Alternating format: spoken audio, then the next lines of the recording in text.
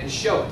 It's like a new function. Instead of being like, if the CSS display is hide, it's just, but this is just scratching the surface. This is one line of code.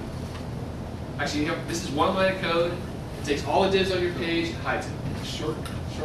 It is. And this, Shorthand. yeah, it is short, and it's super sweet. Like this says, there's something on your web page with an ID of an institution. It could be a div, it could be an A tag, it could be a form element, and it just shows it. But that is like the simplest jQuery example possible. I mean, you can string things together. You can add a CSS class dynamically. So if somebody does some action, just add this class, remove this class for CSS. I mean, it's when you go to bennatal.com and you find, everybody should write this down, bennatal.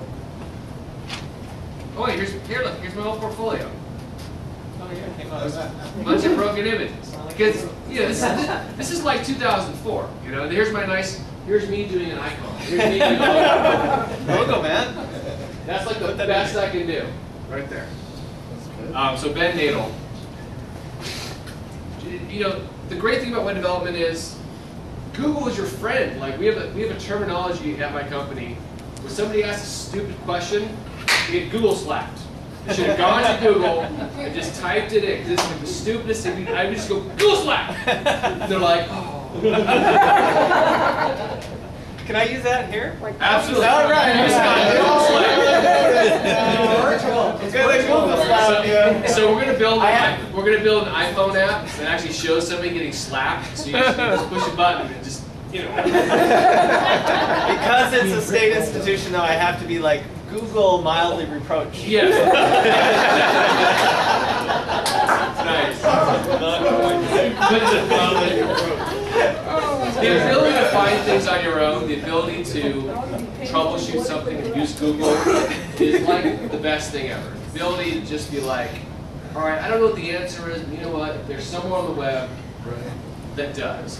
There are some experts. I just want to say one thing about jQuery before we get off that entirely. The reason that I emphasize so much building clean structure in your code and using CSS is not just to make the code look good, but remember when I said you can extend and do more with it? Well, jQuery is all built around clean code and CSS. If you don't have that, your jQuery is like another world. You'll never get there. Experts Exchange. Membership is like $100 a year or whatever, maybe you get a student membership. They have just millions of questions that have been asked. So experts-exchange.com. I have a membership there, but it's like people ask a question like, oh crap, my code's broken and this is the code, what do I do? And just all that kind of stuff. But yeah, Google, I remember my program at North Seattle that I went to, it was a 4-quarter program. And I learned C and C++ and Java, and I never used any of those. But it was the programming idea of this is a loop, these are your case statements, all that stuff.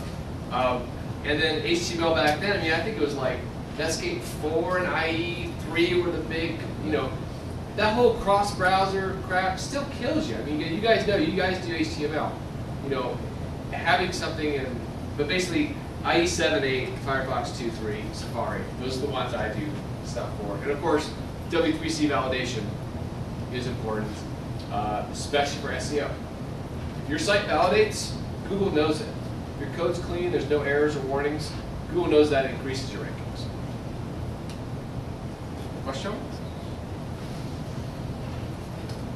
Yes? Do you do any kind of e-commerce sites? Yep.